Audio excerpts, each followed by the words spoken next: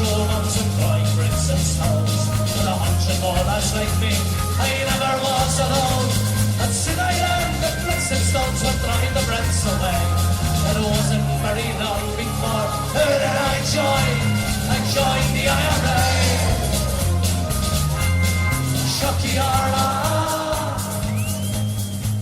Hello comrades and welcome back to Season 4, Episode 8 of Spectre. I'm absolutely delighted today to be joined by Cathal Ó Gaillín to talk about GAA and Palestine. Comrade, it's a pleasure to have you on today. Hi, thank you so much for having me on. It's my pleasure to be here. Magic. So, just to start off, a wee bit of an introduction from yourself, who you are, your affiliations, and everything else in between. So as I say, my name's Cathal. Based over here in Scotland, member of the CPB and the YCL, quite proudly. I suppose you can tell by my accent. Not from here though.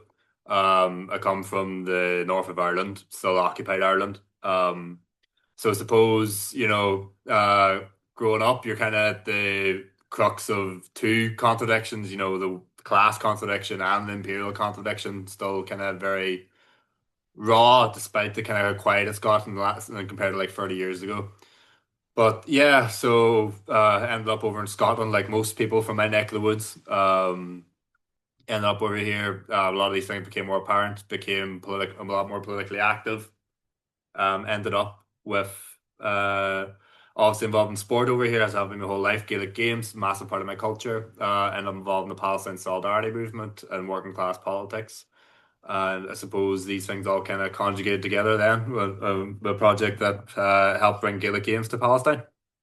Oh, good stuff, mate. Great to hear. And I guess for those who may have never heard of the GA kind of like games and all that, or the GAA, depending if you're wearing O'Neill shorts or no, can you give us a kind of insight into the game itself, and then the kind of GA in Palestine as well, because it's when you think about the games and the kind of history surrounding them, there's some really beautiful intertwining with Palestine and the kind of shared history and that. So are you able to give us an insight for that? Yeah, of course, of course. GA or the GAA, if you're speaking like the Paul Mescal lingo. So it's kind of what it is. It's Ireland's, traditional sport. So there's two kind of main facets to it. You have Gaelic football, which is kind of like to best describe it to someone in Britain. It's like if like rugby, basketball, and soccer had a love child. And then you have hurling, which is a traditional game played with a stick. Kind of not too dissimilar from Shinty. In fact, they play compromised rules of each other, but very different origins. So yeah, it's an ancient sport. It's that ancient. It's part of our kind of mythology. So the Cuchulainn cycle or the Cuchulainn legends and the Ulster cycle of which dates back to pre-Christian Ireland even. There's always a great story of Cuchulainn when he was a young fella. He was guarding his lord's castle, and a massive dog approached the castle while there's a feast going on, and everyone inside was drunk. So it was up to him to save the day.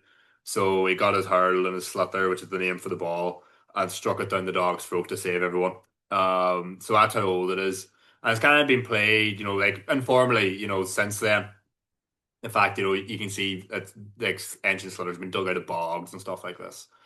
But yeah, so this kind of formalized in around the 1880s and the kind of Gaelic revival period of Ireland. So that was kind of in the kind of cultural context of Ireland post An Gorta Mór, post the penal laws and things like this. Obviously still under the British Empire. So there's a massive push on to kind of ensure that Irish people could remain Irish and not just become West Brits. So that involved our language, our music, our stories, and our traditions, and of course our games as part of that. So the GAA kind of became formalized and around this time. So this kind of went from strength to strength over the years. So it did. And again, people like Padraig Pearse would have been keen players, coaches, leading up to the kind of revolutionary period in 1916. And again, GAA, because as it was, to use the term now, it was cultural resistance. Because when your culture is being oppressed, to refuse to let it be oppressed is a massive form of resistance. So kind of, there's a few kind of key elements or key dates, I should say, to it. So Gaelic Sunday in 1921, I believe. Oh no, 1918, sorry. When the British Army put a ban on any gatherings of Irish people over like five without permission. So the GA organised matches of 3 p.m. all over the country, and 50,000 people turned out to defy this ban, and stuff like this. So more tragically, in the first Bloody Sunday in 1921 in Croke Park, if anybody's seen the film, Michael Collins is depicted in that. Not entirely truthfully, but dramatized, but it gives you the idea where there was a fundraising match for Republican prisoners. This was then attacked by the auxiliaries who shot dead 14 people, innocent civilians, including children, including one Michael Hogan, the captain of the Tipperary team, who Hogan stand, one of the main stands in Croke Park, is now named after. So again, this kind of continued more so as a form of resistance then in the north of Ireland, like the occupied six, where GA members were routinely harassed, facilities destroyed and things like this. I want to say over 300 members were killed over the course of the Troubles by paramilitaries, British Army, UVF, UDR, things like this. And like even, down to things like, and this is still actually ongoing. So, some certain councils in the north of Ireland, they could have dozens of soccer pitches ran by the council and one GA pitch when there's a regular similarity in clubs. And in fact, you'll have more rugby pitches than GA pitches, despite being a lot smaller rugby playing base, because a certain demographic tends to play one versus the other. Things like the Sean Brown murder inquiry. Sean Brown was the chairperson for his club in South Derry, was bundled in the back of a car and shot dead with RUC collusion. MI5 refusing to release the files to this day. Or again, it all comes in then to like the Irish language rights and stuff like this. So yeah, for us, it's always been a massive part of our cultural resistance. Like as I kind of said before, speaking in Belfast one time, like growing up as a young fella, the two things that were most important to me as a child, on sport, agus an Tíre. So sport and freedom. And you're always wondering when you're going on like gates, because the gates are named after like our Fenian dead, our murders. Pitches and clubs and things like this. I'm not too far from a club named Kevin Lynch's, named Kevin Lynch, the hunger striker. So all these similarities exist kind of symbolically with the Palestinian struggle. I'll never try to compare the scale of barbarity between Ireland and Palestine, but the same systems. And growing up, you always kind of recognize this. I think it's the main difference between Ireland and Britain in terms of Palestinian solidarity is back home it's the default, whereas here you're dealing with a lot different circumstance. So yeah, I suppose how this can then goes into Palestine, where is this kind of idea of cultural resistance over there? Obviously, it's very different. It's the dabka, it's the Arab styles of music, it's the dress, food, place names, everything in between, and like again, lots of thematic similarities. So it kind of came about January 24. A couple people got talking, so they did, and about these links between Ireland and Palestine, because not just symbolic, they've always been quite material as well. In terms of oppression, the black and tans were shipped directly from Ireland to Palestine. On the other side, there's a lot of shared training camps in Lebanon, to put it lightly, and things like that. So it's kind of talking about, what's another stage of this, what can we do? An idea about these games came about because soccer and basketball and things like this are quite popular in Palestine, but not many stick games. So people seen this, and it's like, I'm quite proud because hurling's so unique. It's the fastest game on grass, and people saw it, so like, oh my God, this is unbelievable. So eventually it's kind of rumbled on until about July, when Claire Liddy went over with a different organization doing humanitarian work and bought a few bits of equipment with her. And just took it and did a wee bit with the kids to see if they'd enjoy it, and they loved it. Took it to it like a duck to water. I suppose that's where I seen this then. I was like, again, oh, I have to get involved. I have to get involved. And then it ended up with me in Ramallah in early 2025. Oh, good stuff, mate. That's great to hear. And when we talk about the kind of shared history of it and everything, the parallels that you see today, obviously we'll come on to talk about, your actual time there as well. But even just looking, historically in Ireland, in the occupied six counties, then now, you still have the murals dedicated to, solidarity with POWs, and, and it was the case of many young Irishmen being interned without charge, conviction, and it's the exact same thing happening with the apartheid regime. With young children being abducted off the streets, and it's one of those things. It's heartbreaking, I guess, to see history repeat itself in that way. And when it comes to looking at the occupied north, the now, it's almost some folk will refuse to kind of try draw that history and to draw the shared struggle. But although Britain adapted its colonial project, or certainly reshaped it into today's a neo-colonial or imperialist station in the north, it's still it's that nature of between the progression of capitalism, or the ever-changing form of it, that's still relevant in Palestine now. And I think there's many folk here when we talk about the national question and stuff like that in Britain, with the various nations, who do themselves a disservice of not drawing on what's happening to our Irish brothers and sisters just across the pond, and that's without even talking about the Free State, or the politics behind that as well, which is its own subject in Yeah, itself. I think it's quite interesting when you draw this kind of parallel in terms of the capitalist contradiction between the north of Ireland and Palestine. And again, I'm never going to say they're the same, but there's a great book I'd recommend everyone listen to read by Oren de Valera. It's called Neglect in the North of Ireland, and he makes the point that the north of Ireland is essentially Britain's call center because it's cheap English speaking labor. Um, so between this twin access to the UK and the EU market, we're kind of into both kind of, you could strangle by both ropes of imperialism there. This is a massively profitable boon for Britain and obviously the EU as well. Um, it's the same, or it's not the same, it's similar in Palestine because, the Zionist economy's in tatters at the minute. And big reasons in tatters is they have no access to Palestinian labor from Gaza or from the West Bank because that labor exists and has since maybe a couple of years after 1967 as a super exploited underclass of workers, you know. So again, and like, look, for a lot of it, it's the same companies and things like this. Like there is everywhere you look, you can find a parallel. And obviously, it's the same if you look at any struggle worldwide. But I suppose just I can only speak for the two that I have the most experience of.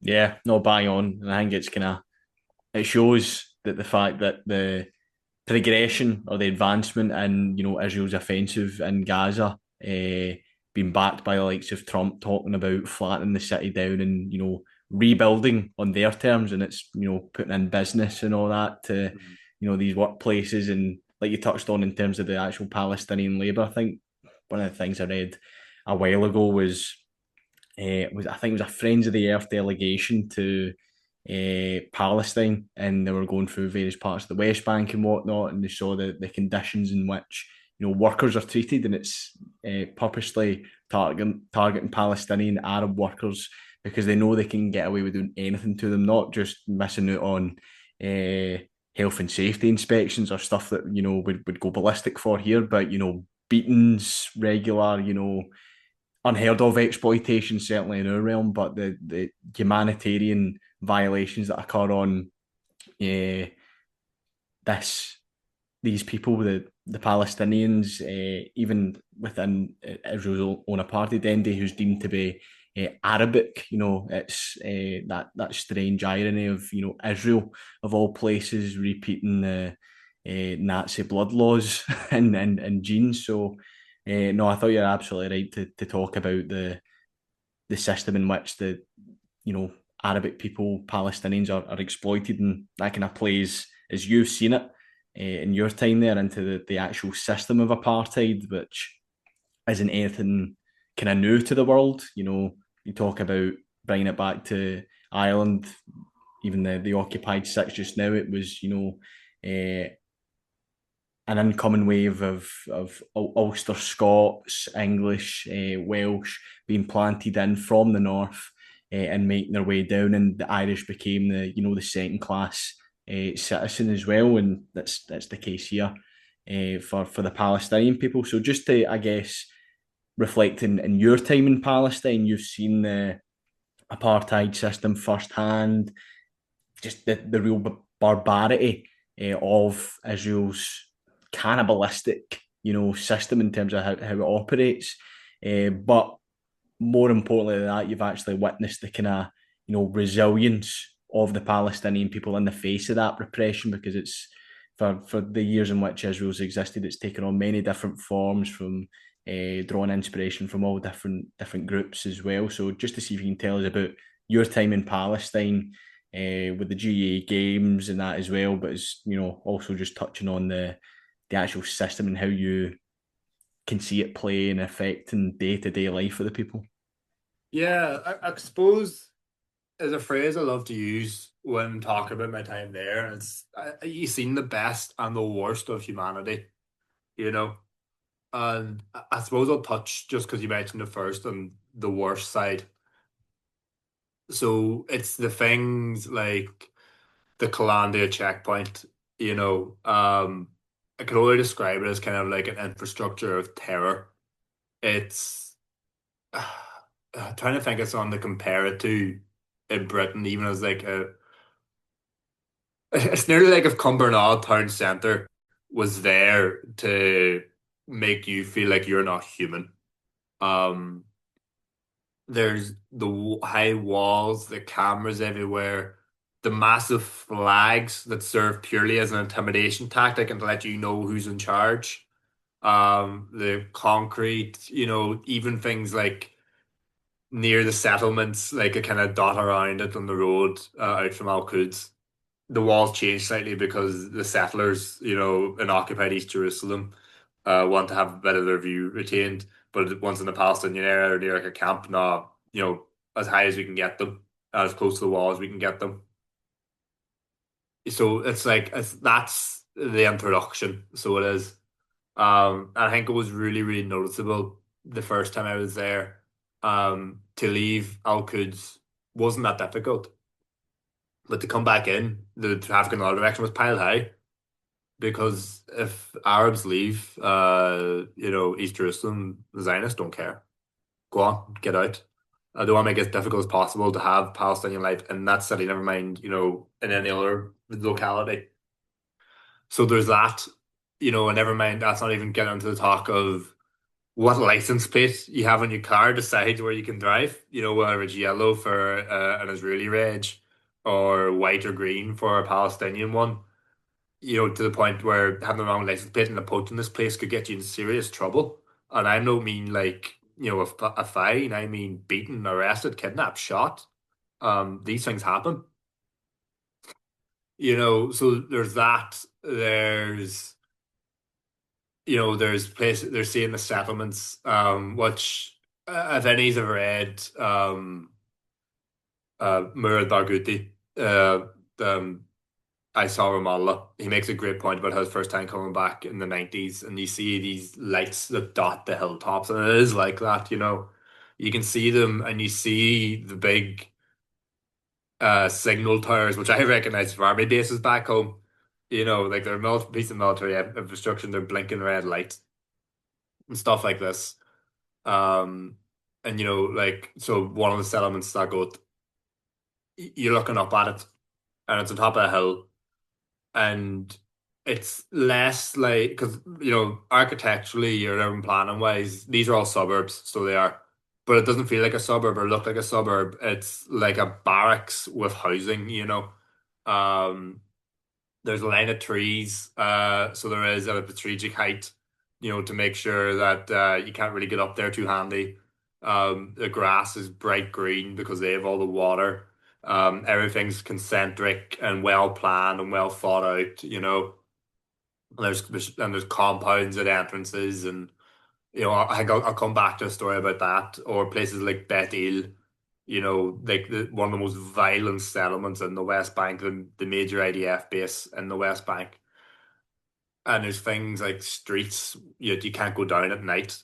I remember going past one of them and you're speeding, and I think the only thing going quicker in the car was my heart, because that's what it is. Like there's towers every 20 meters there, and like these are massive big concrete things. That obviously at a massive cost. They're there and stuff like this. There's the regular road points and checkpoints that the UN have all documented, and seeing people. I distinctly remember seeing a soldier, and on his patch, it was like one of these like half and half flags patches on his arm, and the top half was the Israeli flag, and the bottom half was the Punisher logo from, is it Marvel? Which obviously a lot of right-wing Americans use to symbolize something. So like that's straight away giving the game away. This guy's coming over from Brooklyn or Florida or LA or God knows where. Um, so there's that, or seeing a random checkpoint at coming into Bethlehem and stop for 3 hours. I watched a blue lit ambulance pull up behind us and just have to wait because life just doesn't matter, you know. Or two Palestinian men arrested by the side of the road for nothing, more than likely. And stuff like this, and never even mind like having to plan your travel around making sure there's daylight, because at night the gates close and you get caught, you're caught, and God knows what could happen to you.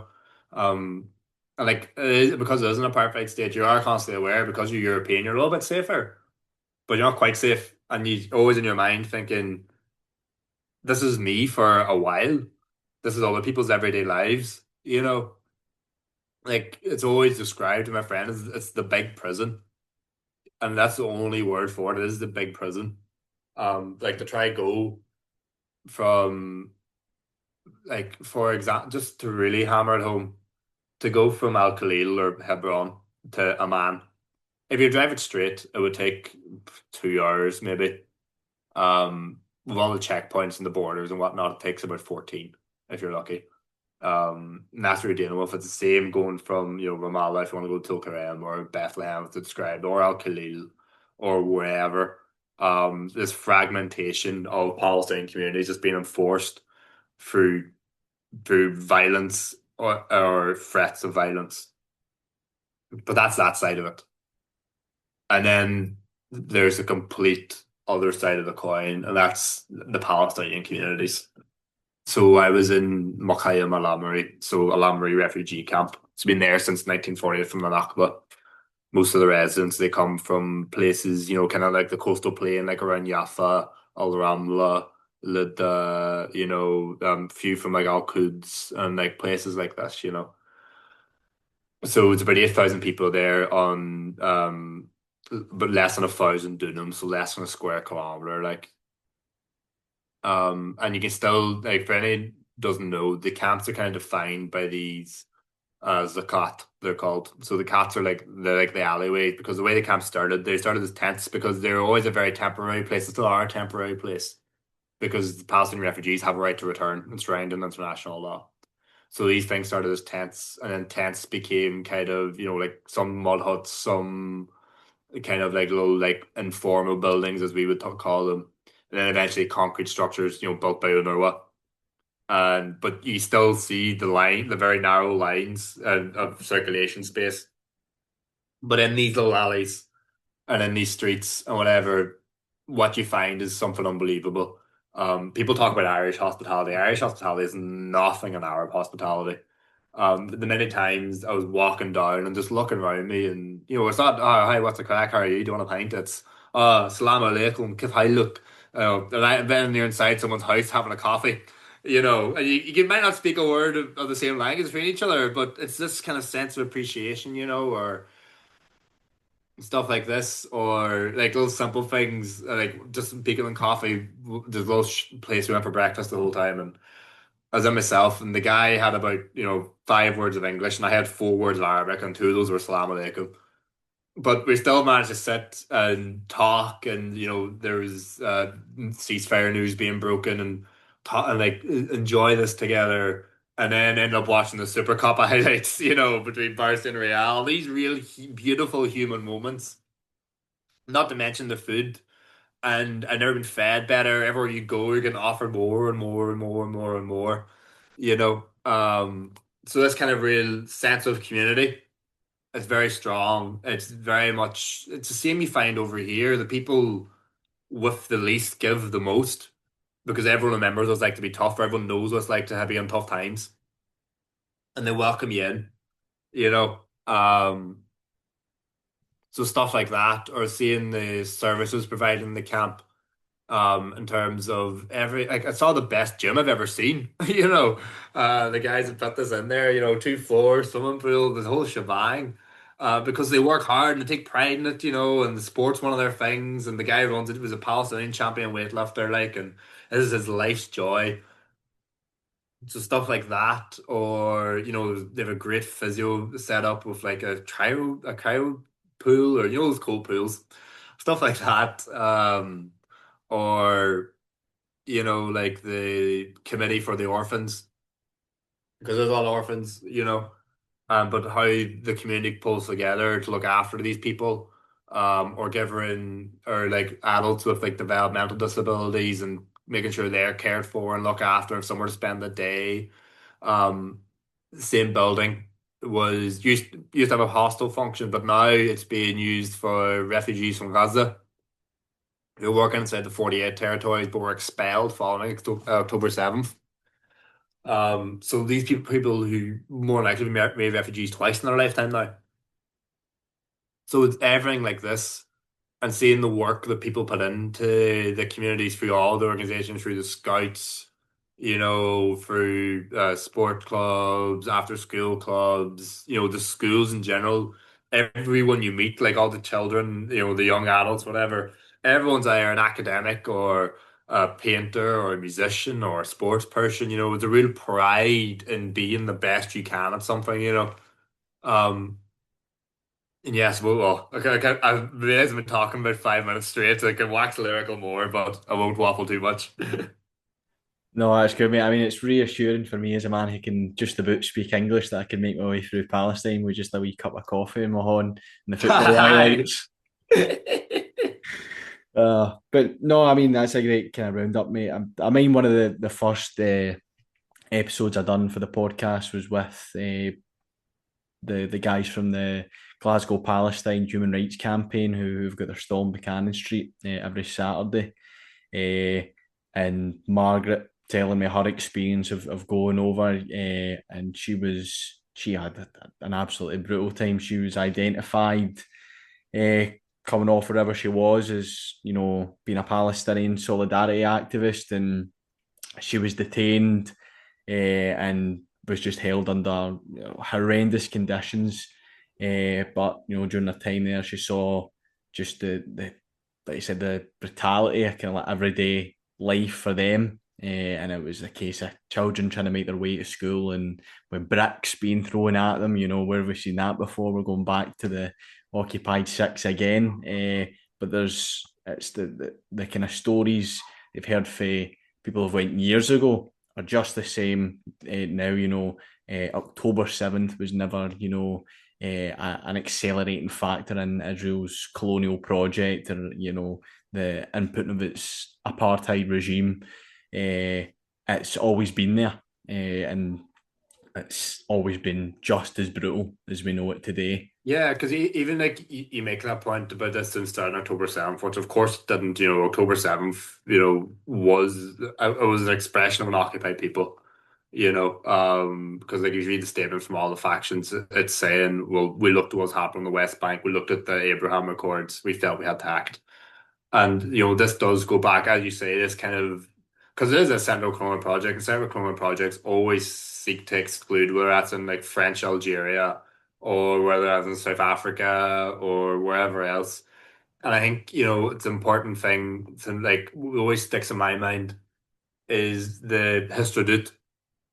it kind of speaks a little bit. I think it's something we need to be aware of especially here in Britain, is that trade unions aren't inherently progressive. So the Histadrut was the kind of Zionist trade union movement in Palestine. Again, a lot of the early Zionists were influenced by, ideas of the Second International and stuff like this. But it was Zionist only. Arabs weren't allowed into it, you know. And even like a talk about where some of the residents from Al came from. One of them is a place called Wadi Hunain. Wadi Hunain was um, beside a settlement, Ness from like the second Aliyah or whatever they call it. At Ness was despised by the mainstream Zionist movement because they employed Arab labor. It was seen as the only kind of genuinely mixed locality outside of like like Haifa or Jaffa or Jerusalem, and so this drew loads of scorn from the mainstream Zionist movement. But despite this, it was still ethnically cleansed in 1948. Um, so yeah, this has always been there. This is the nature of Zionism. There's no such thing as a liberal Zionism or a socialist Zionism or a far right Zionism. Zionism is Zionism. It is an apartheid mentality, as a supremacist mentality, as a colonial mentality. That like we talked again about 1948, all the different currents, whether it was the Haganah or the Stern Gang or whatever else, they all argue among themselves, but they all want the same thing, and that's constant expansion, and we see that now. So we do, especially going into Syria and parts of Lebanon and stuff like this. But yeah, that's getting very historical on it. No, I mean that's a good roundup, mate. I mean, aye, it's hard to put into words, I guess. Sometimes, and certainly from your experience, you're probably better at it than me actually being there. But you know, there's no covering for Zionism in terms of its ideology. No way to twist things from the fact. But that being said, the Israeli propaganda machine is very well funded, and you don't even have to look too far into who's saying what or where money goes. You only need to look at the kind of main structure of the argument used for the ongoing genocide in Gaza, and it's been pinpointing and only putting Hamas in the spotlight, making it out as in Hamas is the only force of the Palestinian people, and Hamas is Palestine. But we know that there's a number of organisations and groups, parties, DFLP, PFLP, and all these other groups that since well before the 7th of October have been fighting against Zionism. But, Israel's main focal point has been putting Hamas in the centre stage, and only that, not mentioning any of the other groups, as well as a clear kind of indicator, playing up Islamophobia and all that. This message to the West that this is what's coming. This is the only force there that's making its way westward. It's why you get like crooks like Tommy Robinson, whose main job is it here in Britain to stoke is that racism, to put the fear of Islam into people's hearts, and in turn, if it can get people scared of that, Israel can go further and justify itself in various actions and bombing campaigns and etc. etc. But where you haven't seen the worst of it, I'm glad that during your time there that you've also seen the best, and especially within like the young people and the kids and actually doing the sport over there. So how was the kind of the GAA games received by the youth over there? I know you said at the start, they loved it, they just took right to it, but in terms of overcoming language barriers and etc. and all the other things, terminology for the games, it's something that's just totally new to them. How did that go, actually implementing training games, etc.? I think what so I'll get into the specifics of it, but I think the first thing that made it so successful with the children was they're all good as gold. They're all great wee guys, so they are they all have their own personalities and they're masters, don't get me wrong now, but they're really, really good kids, so they are have great time for each other and respect for themselves and dignity in themselves, and all this. And I think this kind of like respect for outsiders too. So like obviously like Palestine's obviously a mixed locality, but it is majority Muslim. Um, so like I have a few kind of like bodily modifications, put it that way, that kind of identify me out as a Westerner. So you get some of the kids come up to you and they kind of point at this and they go, that's haram, that's haram. And you go back to them, and I'm a Shia. They go, I'm a Christian. They just go, oh, okay. And just walk off again, like it's just like, all right, okay, then that's fine. There's no qualms or if spots or whatever about it. Like, so that's, anyone wants to talk about some kind of Salafi Palestine. They're chatting out the ring. Forgive my French. Like, it's a mixed locality. It's always been a mixed locality. And any resistance movement, well, vast majority of resistance movement, I'll correct myself, of any strain, their sole and only focus is Palestine and the freedom for Palestine. None of this stuff that gets whipped up by the media by Stephen Yaxley or whatever he calls himself these days or whatever else. But anyways, I digress. So yeah, so initially, I was kind of going out with the idea of maybe like 15 or so kids, which is fine. That's 15 makes a team, so it's like perfect. That's grand. There were two of us, and then a couple of the Palestinian guys as well, because like the whole point of this wasn't just to go and do something for a while and then bugger off again and be like, oh, we did great. Not at all, because this is all about solidarity, not charity. It's no gift. It's working with people, and building bridges and building things. Like there's a massive difference in that for me. Like, no one's trying to claim they're giving a gift to the Palestinian people because they don't need a gift. They're not a charity case. They're not coming begging us. Like, not at all. So yeah, getting the coaches involved was a big part of it.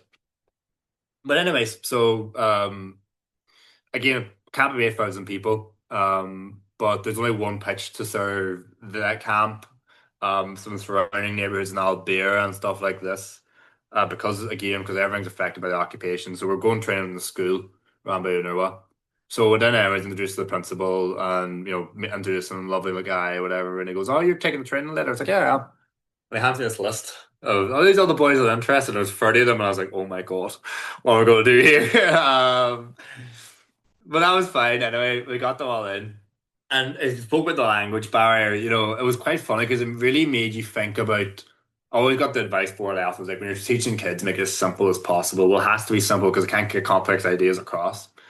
So the real simple stuff about, show and tell, nice little activities to keep them interested, and stuff they can see you doing and immediately do themselves.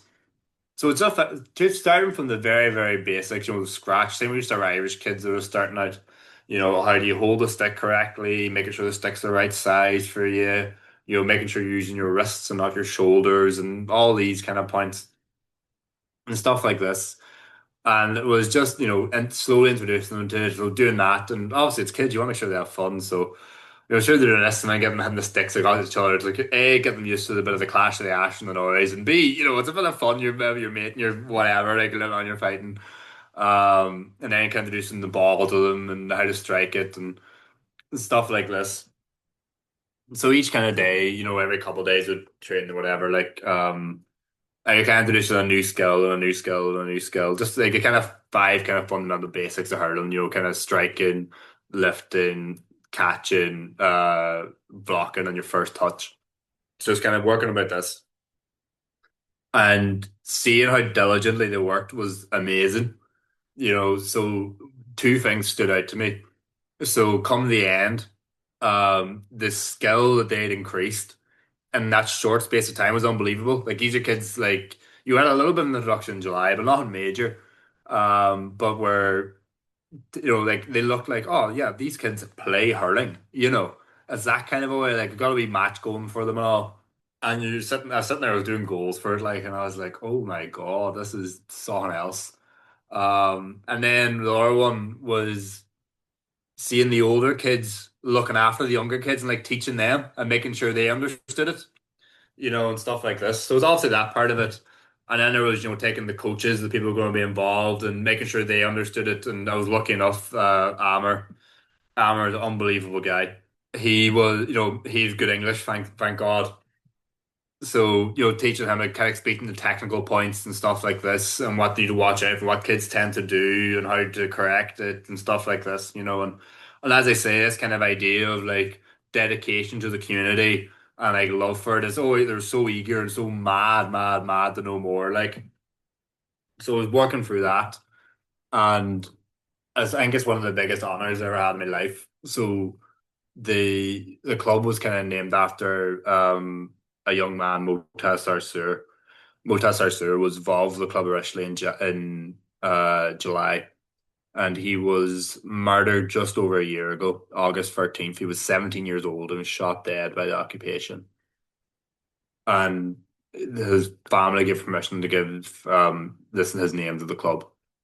So we went and met the family, and the father, and I'd say we're giving condolences first of all, and then giving thanks. And the father said, he goes, I'm glad now my son's name will live forever as a link between my nation and yours. Because obviously it's like the psychosocial aspect of it, of, distraction for kids' mental health, a chance to speak kids for a little bit. Even simple things of kids that aren't good at soccer, might be good at this, and which is some of them are. And it was the same myself when I was a child. But then there also is the bigger picture of this for them is another way they can stand up and look at the occupation and say, we do not care what you say. If we want to make a link with this country, we're going to do it. If we want to do this, you cannot stop us.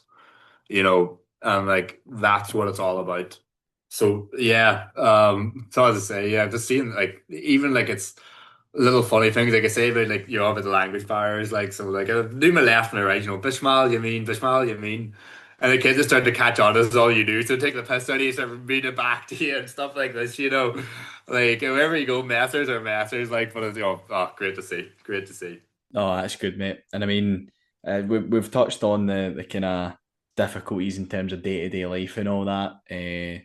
Seeing firsthand, yourself the actual system of apartheid. What kind of difficulties did you run into in terms of getting things functioning over there, especially with the facilities, the pitch or whatnot? Because obviously, as a Celtic fan, I've seen the international solidarity between the likes of the Green Brigade in Palestine as well. We're helping with the pitches in the area, and they're terrorised essentially by the IOF, and makes the effort of continued aid to various groups ever more occurring. Becomes harder here, especially when it's working class people leading the charge, and we're already in the midst of our so-called cost of living crisis, austerity now again, but under the operation of Labour. But in terms of you guys there, teaching them the games, getting running sporting equipment, etc. What were the kind of difficulties you faced against the Israeli occupation forces, and just maintaining, like you said, not just doing it and leaving, but giving the gift of the GAA to them. Sorry, I've maybe misspoke earlier, but I'll say very clear, that's not a gift. We're not giving anything. We're working, I can't be clear enough about that. But yeah, so I suppose in terms of logistics, the first of all I say is equipment. Is getting equipment there is quite difficult. Because the Zionists don't like to see anything going to Palestine. Where that's Gaza when it was under the siege, not the ongoing genocide, or we see it now as well with the thousands of trucks piled up at Rafah. But yeah, so getting equipment there is very difficult. Things get rejected all the time at borders or held up or God knows what, and things like this. But like, so obviously the sticks are quite important because they're made from ash, quite unique, stuff like this. But for every encounter, there's some way to overcome it. So now, for the first time, to my knowledge, outside of Ireland, there's someone making hurls in Palestine. So simple things like this. In terms of pitches in Ramallah, we were quite lucky because although it was difficult to access a pitch time-wise, there was a pitch there. We could use if we played our cards right. Whereas in Tulkarem, where the ongoing raids, a piece of land that was going to be signed over by the municipality was bulldozed. You know. But despite all this, uh, they're out back once again. I got things settled a little bit and a little bit of life back together. they're out training again and a lot of bit of ground they were able to find on the pitch and stuff like this, you know. So like there's definitely these kind of problems to overcome, and in terms of, you know, because again the whole thing about like, you know, you're trying to build solidarity and something self-sustaining, so like people being able to travel between each other, you know, it's quite difficult, quite dangerous. At times it's hard to guarantee and to make firm plans and stuff like this. So yeah, there's definitely a lot of challenges, but you know, where there's a will, there's a way. These challenges can be kind of always overcome. I suppose you kind of touch on, you know, what we're facing here and what they're facing there and trying to support it. Because obviously, yeah, like the charge is led by working class people, and you know, don't get me wrong, there is kind of progressive elements of, you know, the petty bourgeois or whatever, like that do kind of lend their support, and fair play to them. That's appreciated, you know, but like it's never going to be the bulk mass. So we do have our own struggles and whatever else. But, you know, like there's, like a saying back home, Neil Saoirse go Saoirse in Palestine. There's no freedom without Palestine's freedom. And they quote that man, Connor Fahmy, if you strike imperialism anywhere, you strike it everywhere. So always believe that like whatever little bit you can do, and no, it doesn't have to be money because not everyone has money, but everyone has shoe leather. You know, it plays a massive difference. So it is. You talk about the great initiatives of, you know, the Green Brigade with Laji, unbelievable work. Seeing Eire camp and seeing how it's decorated and the system they have there and what they're able to do for the community, it's unbelievable. It's mesmerizing, and despite it all, because like Al-Amri, despite, you know, everything else, is a quiet camp, quote unquote. Whereas in the camp, the army base literally borders it. You know, so it's different circumstances. But again, they overcome it. They work. They don't stop, and they're producing something beautiful there. So yeah, like I think like like when you're fighting this and you're realizing your rights, you know, and your agency as a working class person, and as and a working class movement, this can only benefit you at home as well as benefiting those you stand in solidarity with.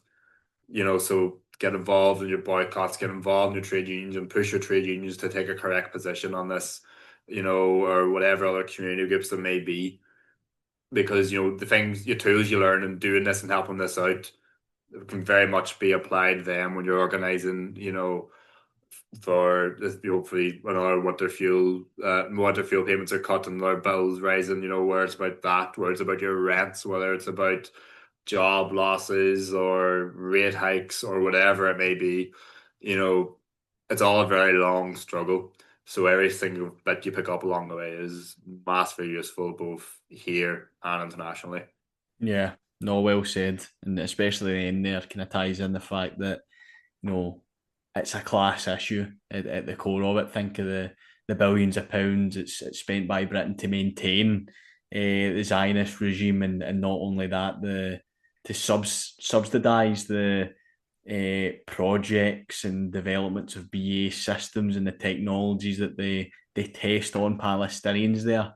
You know, get cease all that. You know, hold Israel to account, and stop funding it, even just for a starters, and you'd see an improvement in people's living standards here in Scotland. But no, I thought it was well said, mate. And I guess you've talked about the challenges, you know, fighting against the Israeli regime.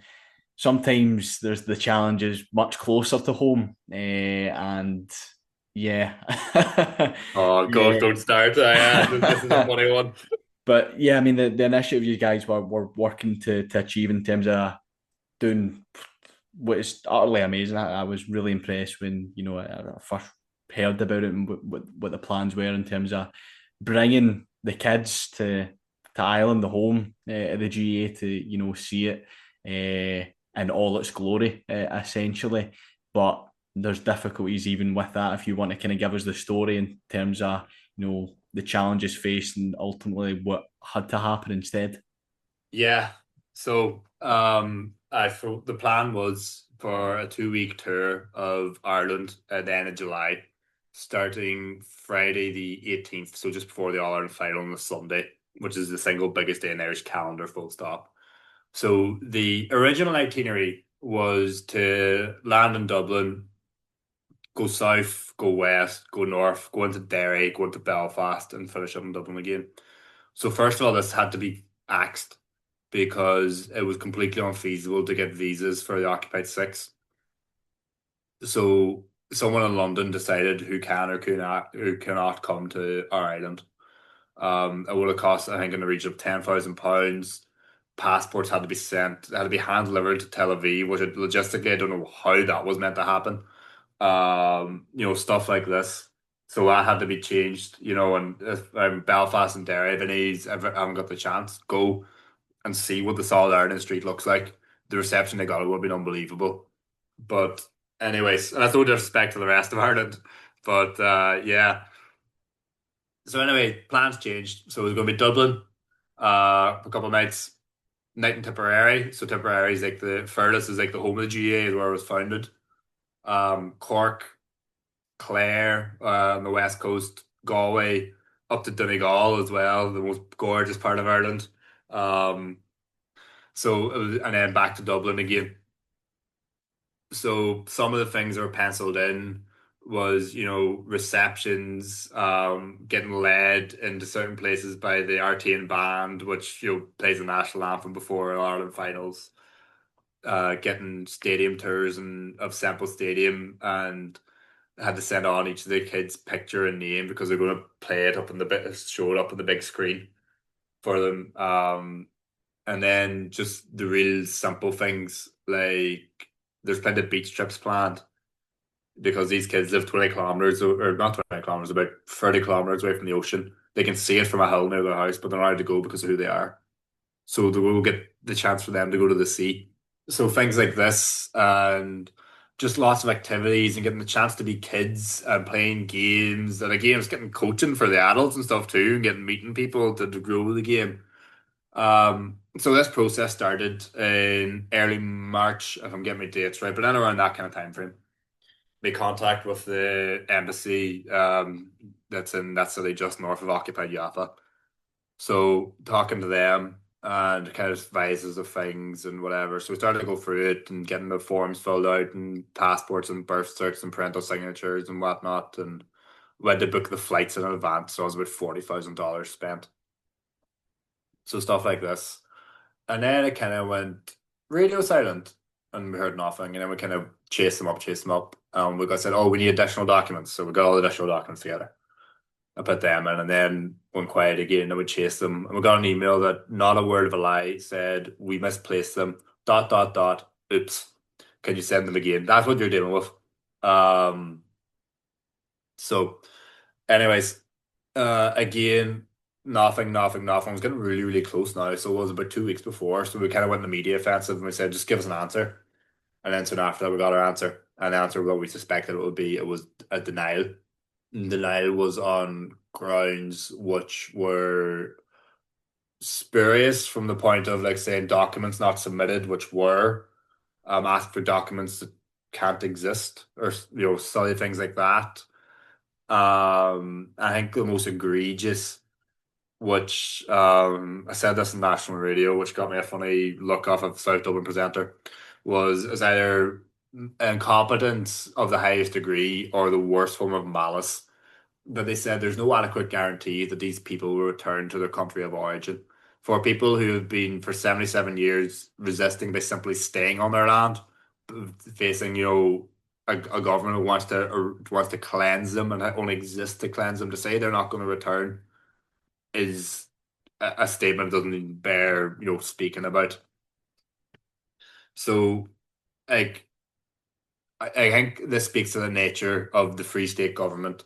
Like again, I swear I'm not a quote machine, but that Conley one about, if you raise the green flag over Ireland tomorrow, it doesn't matter unless you kick out the capitalists, because then Britain will still rule you through them. And this is what's proven true. Jennifer McNeil, she was speaking today at the Michael Collins Memorial in Belnabellaw, and making a big claim about we need to get rid of our triple lock of neutrality. The only people that benefits is the EU and NATO, and having more cannon fodder for us to join their imperialist wars that they're trying to ramp up. She last year met with, has been reported by the Ditch, met with an Israeli spy in the Taoiseach's office. So this is kind of what you're dealing with. Um, or whether it's on other levels, we talk about the triple lock of imperialism in Ireland, where it's the occupation of the North, the EU, and the American military's use of Shannon Airport, which the government not only allows but subsidizes because we don't charge them the fees to land as you do irregular flights, stuff like this. So, yeah, you're dealing with a government that is the inheritors of the pro-treaty side, like that Civil War fracture has never really healed because you still have that contradiction of an occupation in the north. So despite like things like the occupied territories bill, which is great, it's really really good when it's going to be if it's implemented right. But it was like a concession to the overwhelming masses of the demands of the Irish people. It's been in the works since 2018, and even now they're trying to water it down and not include services. And Irish people on the street flat out all the time in villages, towns, everywhere, demanding more. So that's what you were dealing with. And look, we said we went in the media offensive. We said, look, this is unbelievable. We have our documentation. The GAA backed us up in terms of they remember child safeguarding and whatever else. Said, yep, they're totally happy. So stuff like this. And we said to the government, come speak to us. And we're led on to believe meetings and meetings and meetings and never transpired. And end up we had to say, no, look, we have to pull the pin. So that's when Plan C went into action. So Plan C was if you want to leave the West Bank, you have to go to Jordan. Because you're not allowed into 48 Palestine. Others are not allowed to build an airport if they want. So we decided, right, the kids deserve something. This is breaking their hearts. And one of the girls involved, I remember speaking and I brought her to tears about all this. She was translating and she was saying that Palestinian kids don't dream because how can they? They're just trying to get by. So to give them something to dream about and then to take it away from them will be like crushing them, you know. So we had to do something. So we kind of all clubbed our heads together between Ireland and Palestine, and we decided, right, we'll go to Jordan. So in about 48 hours, we planned a trip to Jordan. Um, got out there, um, and to see all those children and all the adults and everyone else again was something unbelievable. To be reunited. We're lucky enough to be joined by three hurlers from Dublin, two inter-county players, and one game development officer who, if they do manage to stumble across this, like my heartfelt gratitude. So they do, because they jumped on a 12-hour flight immediately after playing a high level game themselves, like. So yeah, came out, watched the All Ireland final together, got the kids some top class training, got the adults some top class training, developing that sporting side of it, and also giving the kids the chance to be kids. So simple things like, there's a shop across the road from the place we're staying. So they could go across the road if they wanted to, not have to worry. In case, because the police siren didn't mean that all was a raid. Um, the trip, most of the kids had never been outside Ramallah in their lives. And the trip from from the border to Amman was about an hour. That's the longest they ever would have been without a checkpoint. So stuff like this, and like they were so excited by these wee simple things. I say they could just enjoy being together and messing, and I say they're bound to be lads. Like they can have to all kind of mischief, but not bad mischief. Like so being with their friends and these wee things that I remember made massive memories for me as a kid. Um, Stuff like this, and I took them different parts of Oman, showed them different things and whatever else, and spent a couple of days in Aqaba. Aqaba's on the Red Sea, because some of the things the kids were so mental to do was to swim. So the first they got there on a Friday and then Saturday, They all came down to the lobby in the morning after breakfast. And all their swimming shorts because they were demanded to go swimming. So I took them to the pool. They're all jumping and running and loving life. And trying to get them to leave was nearly impossible. Like you had to wait till they were starving. But yeah, and took them to the Dead Sea again, where they could swim and stuff like this. And for myself, maybe quite selfishly, it was really heartbreaking because he's looking out at Palestine, and you're like, that's so close. Why can't I go? Or like putting up an Instagram story and the location saying Al Quds, 30 kilometers. But anyway, to tie it all back to Aqaba, Aqaba's like a seaside resort. It's right on the border of Palestine, Umm Rashish. There's a port there that's been emptied due to Yemeni actions. So there is, which was interesting to see. But yeah, so the kids got to go to the sea for the first time. And to be with there and to experience that moment was something else. I can't put words into it and see the joy in them, and like in and out, and they kind of go in, like they go in like no, they don't in and out. They go in and they kind of come out to like sit on the edge and then go back in again. They wouldn't leave. Um, Stuff like this. And I remember one day we were there and they all start shouting. They're like, oh, oh, oh, oh, like really excited. And myself and Claire kind of look around, we're like, what's going on here? What's going on? There was a wee wave. There's a really calm sea. There's a wee inlet, so they're really tiny, maybe like not even a foot. And they're all going mental this because the first time they've seen a wave. And as I say, like this isn't a pity thing. This isn't, like, oh, look at that. No, this is like just it really impacts you. The simple things that they're denied purely because of who they are.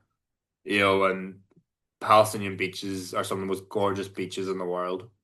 The Mediterranean Sea is unbelievable. All this, and again, just for the moment until liberation comes, they can't.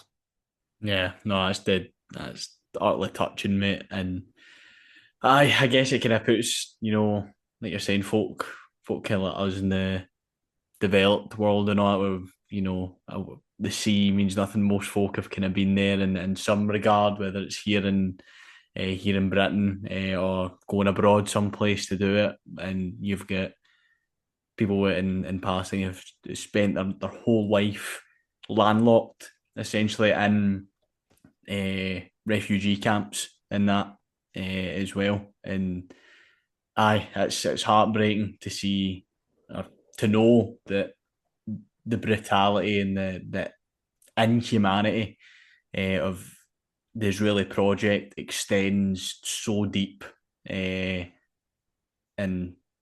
like you said, it's twofold. It's nice to see kids be finding that joy in that, because for a youth that's every single day doesn't know whether a British sponsored bomb is going to drop on top of them, to be able to have those moments they'll remember for the rest of their lives is it's a true mark of the work that you've done and all that. And I think there's many folk in the movement who'd praise you for that. And Oh, even look, the I opportunity to can't be there. accept any praise because the way I see it is how lucky am I? This is my role.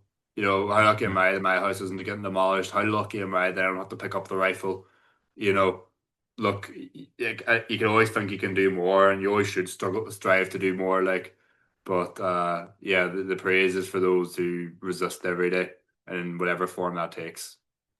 Yeah, no, definitely, and I hope as a reward for that as well. One day we might be able to get them back and actually go to Ireland as well.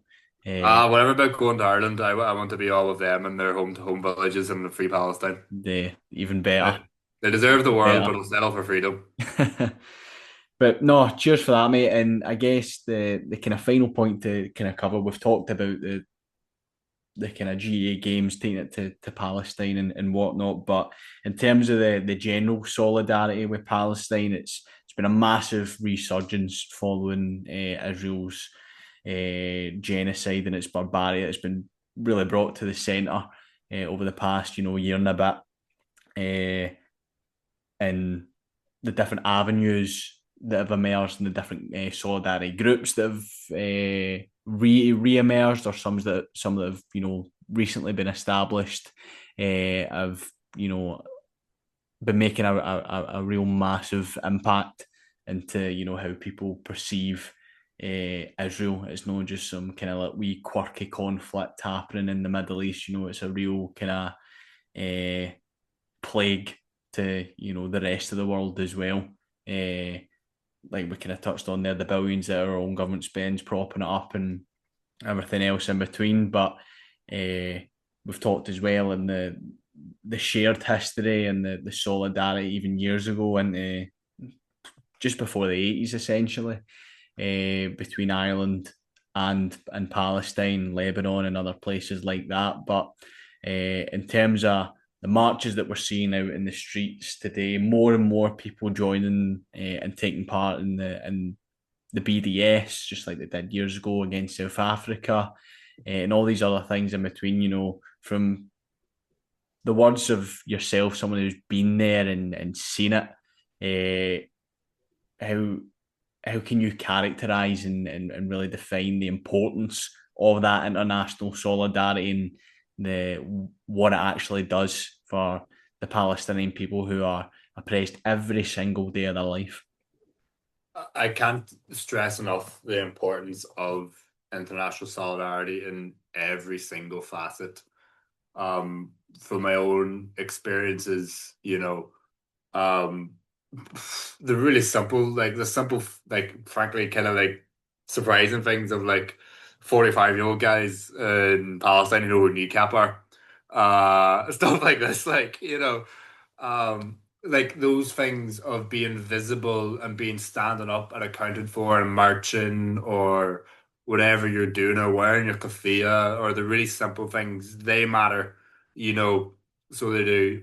But obviously these symbolic things and these pressurizing things, and some that I didn't really think about too much until very recently, was the fact that the Palestinian narrative, the narrative of freedom, has completely overtaken the Zionist narrative in Europe now among the masses, and that's no small feat. So ensuring that, because as we've touched on before, there's a lot of money going into overturning that.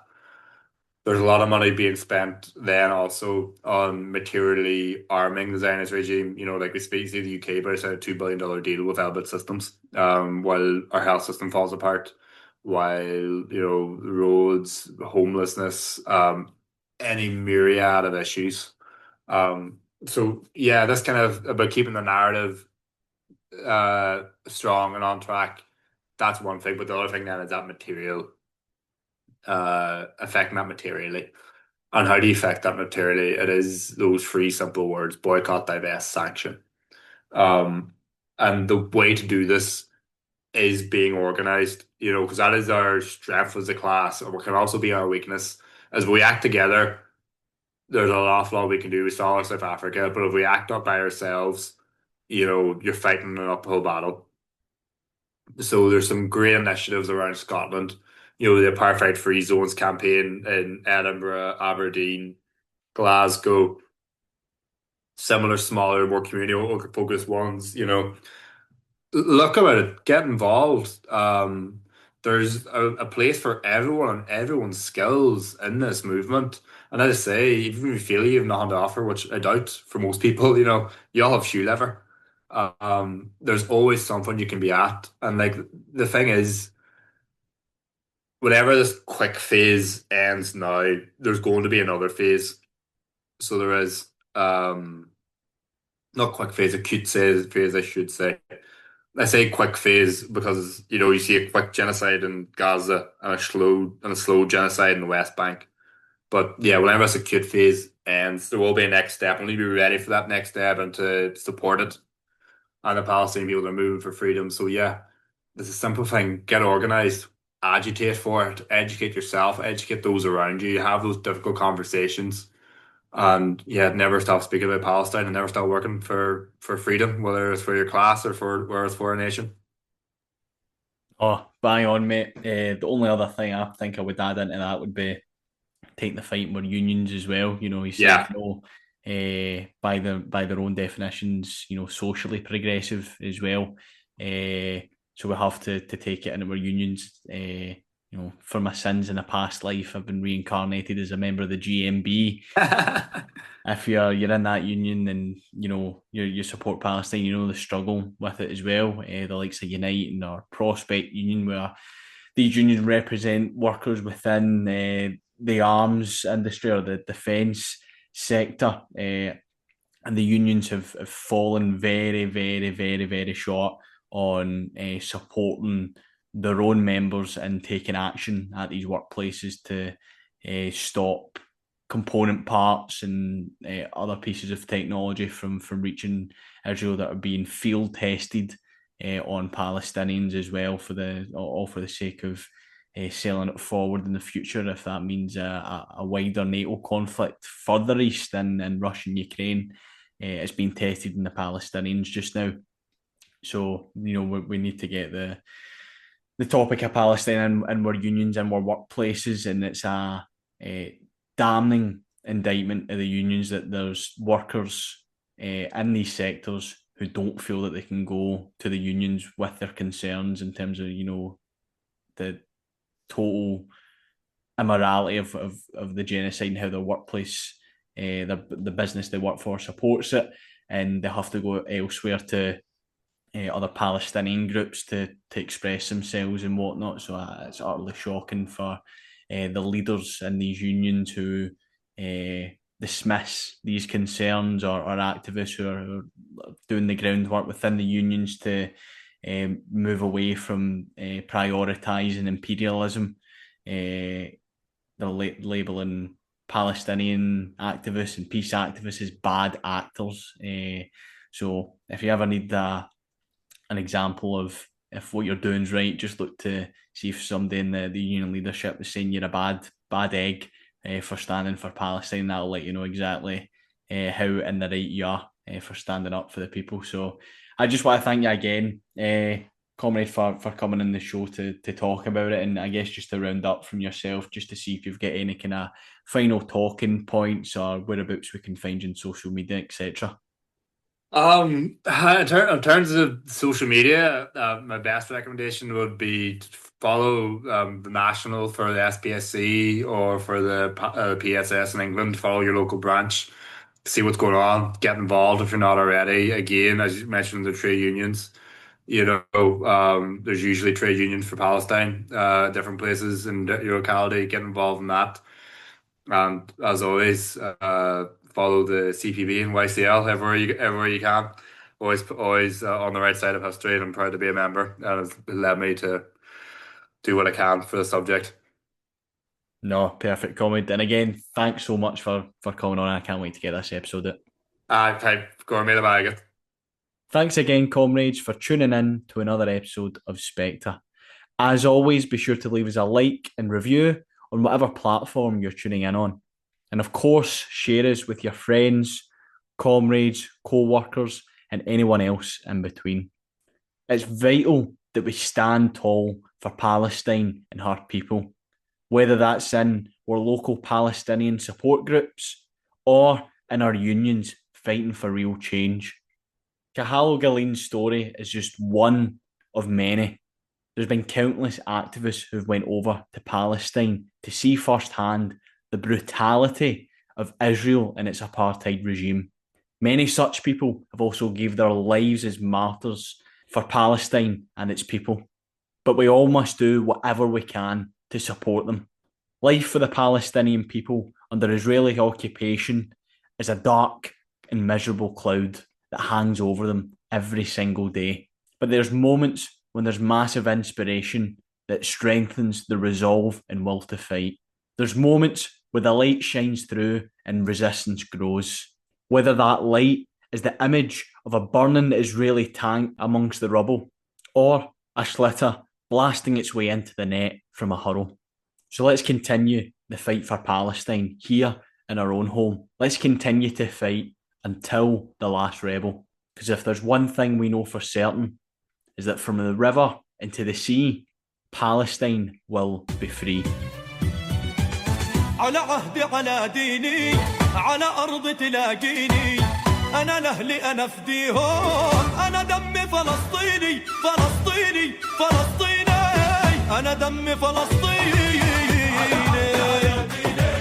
على أرض تلاقيني أنا لأهلي أنا بديهم والله أنا دمي فلسطيني فلسطيني فلسطيني أنا دمي فلسطيني